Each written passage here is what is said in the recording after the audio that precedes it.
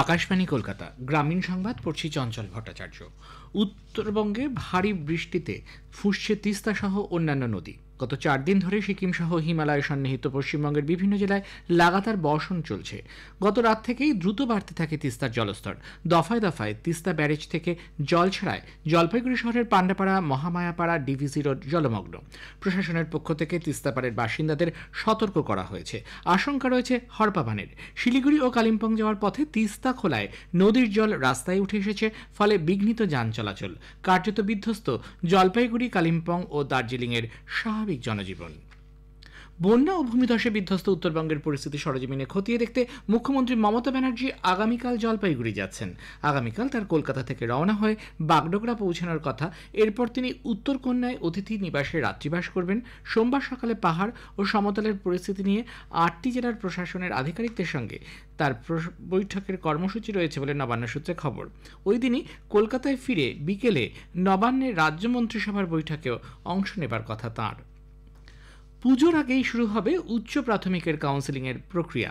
School service কমিশনের পক্ষ থেকে গতকাল জারি করা এক বিজ্ঞপ্তিতে জানানো হয়েছে, পুজোর আগে 3রা ও 4ঠা অক্টোবর এবং পুজোর পরে আরও 3 দফায় কাউন্সেলিং হবে।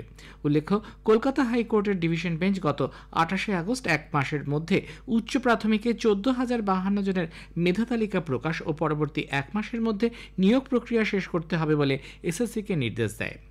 2014 30শে জানুয়ারি এই নিয়োগ সংক্রান্ত বিজ্ঞপ্তি জারি করা হয়েছিল। পরীক্ষা হয় 2015 16ই আগস্ট। ফল প্রকাশ করা হয় পরের বছর 14ই সেপ্টেম্বর। দুর্নীতির অভিযোগে 2বার মেধা তালিকা বাতিল হওয়ার পর অবশেষে 3য় মেধা তালিকা প্রকাশিত হয় বুধবার। উৎসবের মৌসুমে রাজ্য সরকার জাতীয় খাদ্য সুরক্ষা প্রকল্পের আওতায় থাকা গ্রাহকদের রেশন দোকানের মাধ্যমে ভর্তুকি মূল্যে ময়দা বিক্রি করার সিদ্ধান্ত নিয়েছে। 6 অক্টোবর থেকে 1 মাস পর্যন্ত পরিবার পিছু প্রতি কেজিতে 5 টাকা 83 পয়সা হারে ভর্তুকি দিয়ে 30 টাকা মূল্যে এই ময়দা বিক্রি করা হবে বলে খাদ্য দফতরের পক্ষ থেকে জানানো হয়েছে।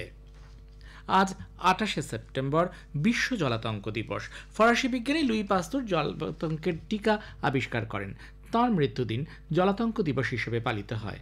আজ উত্তর দিনাজপুর জেলার পশুপালন দপ্তরের উদ্যোগে এবং কালিয়াগঞ্জ পঞ্চায়েত সমিতির সহযোগিতায় প্রায় 200টি পথকুকুর এবং বিড়ালকে টিকা দেওয়া হয়। দক্ষিণ 24 পরগনার নামখানায় মৌসুমীতে মিড ডে মিলের খাবার খেয়ে কয়েকজন পড়ুয়া অসুস্থ হয়ে পড়ে।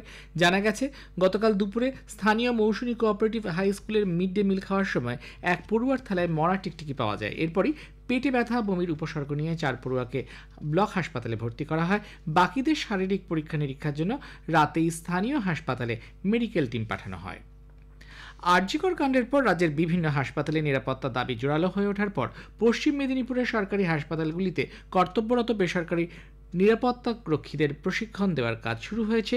জেলা পুলিশ লাইনে গত বুধবার থেকে শুরু হওয়া 4 দিনের এই প্রশিক্ষণ শিবিরের আজই শেষ দিন। রাজ্য সরকার ফলনের ভিত্তিতে পান পাতার দাম নির্ধারণের সিদ্ধান্ত নিয়েছে। পান পাতা বিক্রি নিয়ে নানা রকম অভিযোগ ওঠায় কৃষি বিপণন মন্ত্রী বেচারাম মান্না গতকাল দপ্তরের আধিকারিক এবং দক্ষিণ 24 পরগনা ও পূর্ব মেদিনীপুরের পান চাষিদের সঙ্গে এক বৈঠকে এই সিদ্ধান্ত নেন। গ্রামীণ খবর শেষ হলো।